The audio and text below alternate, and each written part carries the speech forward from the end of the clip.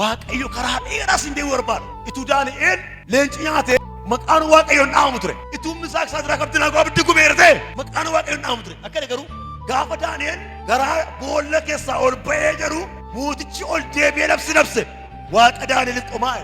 Waaqayyo sin galateeffamu barbaada. Nama si godhee sin galateeffamu, si kabajee sin galateeffamu, si dhaabee sin galateeffamu. Waaqayyo waan biraan barbaadu siin barbaada. Dureessa si godhee, beekaa si godhee, ogeessa si godhee, ogeetti si godhee, dureetti si godhee, dureessa beekamaa si godhee siin galateeffamu barbaada. Garuu of eegi akkati barabaraan garbummaa akkati barabaraan rakkinaan dabartuun barbaadu waaqayyo. Akkati barabaraan oboftuun barbaadu waaqayyo. Akkati barabaraan rakkatuun barbaadu waaqayyo. Kun fedhii waaqayyo miti.